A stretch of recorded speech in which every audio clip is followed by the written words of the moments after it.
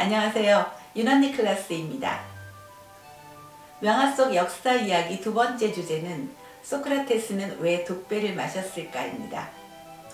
소크라테스는 대체 무슨 죄를 지었던 걸까요? 재판에서는 왜 사형 선고를 받고 독배를 마셔야 했던 걸까요?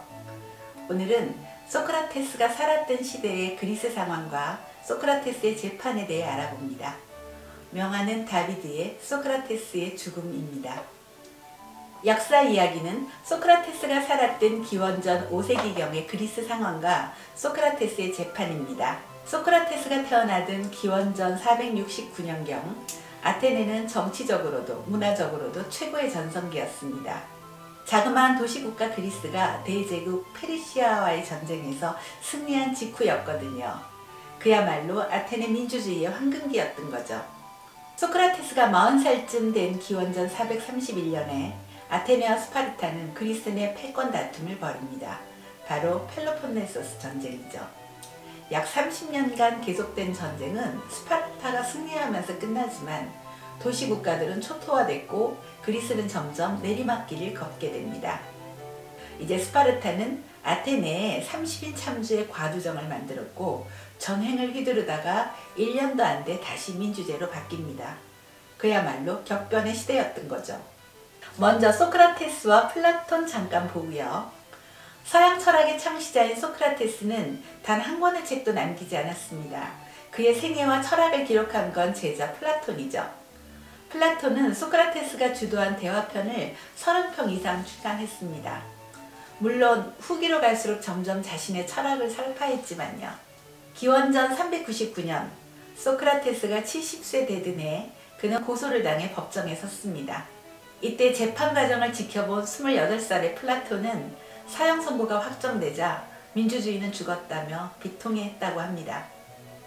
뒤에 플라톤은 소크라테스의 죽음과 관련해 3권의 책을 썼습니다. 재판정에서 자신의 무죄를 변론하는 소크라테스의 변론, 사형 선고를 받은 후 친구가 감옥으로 찾아가 탈출을 권하는 크리톤, 사형 집행일 당일 찾아온 친구와 제자들에게 둘러싸여 독배를 마시는 파이돈. 우리는 소크라테스의 변론, 크리톤, 파이돈 이 3부작을 통해 소크라테스의 재판과 그의 죽음에 대해 알 수 있게 된 거죠. 소크라테스는 민주정 지지자들에게 고소당했습니다. 국가가 인정한 신을 믿지 않고 젊은이들을 타락시킨다는 2가지 죄목으로.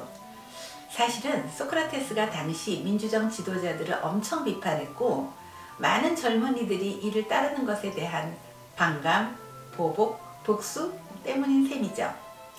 소크라테스는 500명의 배심원 앞에서 신을 안 믿는다는 건 거짓말이고 오히려 젊은이들을 참되게 교육했다고 주장했습니다.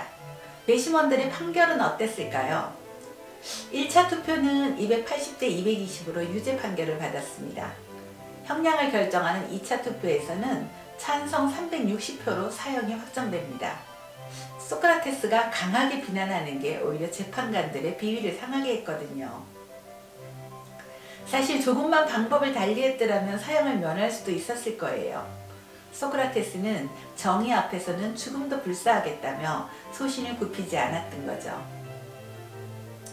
크리톤은 어릴 때부터 친한 친구였습니다.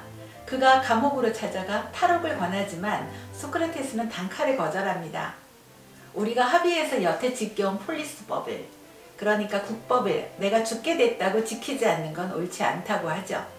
자신이 죽게 됐다고 자신이 가지고 있던 원칙을 깰 수는 없다는 거예요. 파이돈입니다. 사형 집행일 당일 친구 크리톤과 제자들이 찾아옵니다.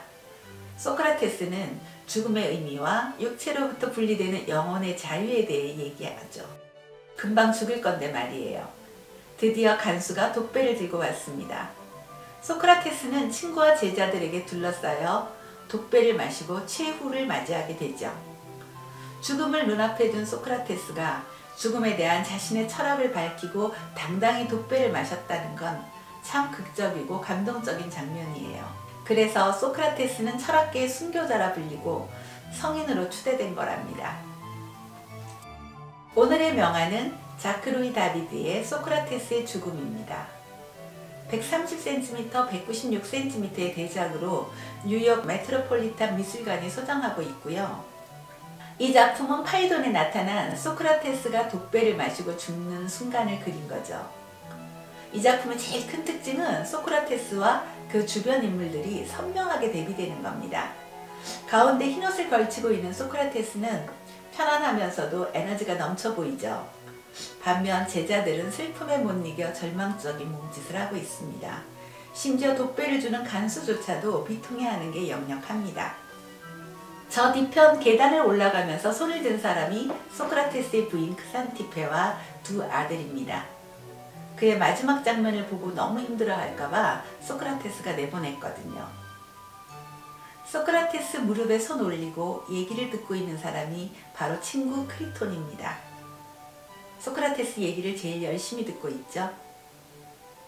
침대 가장자리에 앉아 슬퍼하고 있는 사람은 플라톤입니다. 당시 플라톤은 28살이었잖아요.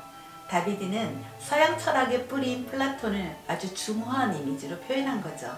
신고전주의의 거장답게. 가운데 소크라테스를 다시 보시죠. 그는 오른손은 독배를 향해 뻗어 있고요. 왼손은 하늘을 가리키며 무언가를 설명하고 있지요. 아마도 죽음의 의미와 영혼의 자유에 대한 얘기를 하고 있겠죠. 철학의 순교자답게. 파이돈의 마지막 문장으로 소크라테스는 왜 독배를 마셨을까를 마무리합니다. 이제는 떠날 시간입니다. 저는 죽으러, 여러분들은 살아가기 위해 떠날 시간입니다. 그러나 우리 중에서 어느 편이 더 나은 쪽으로 가게 될지는 신 빼고는 아무도 모르는 일입니다. 감사합니다.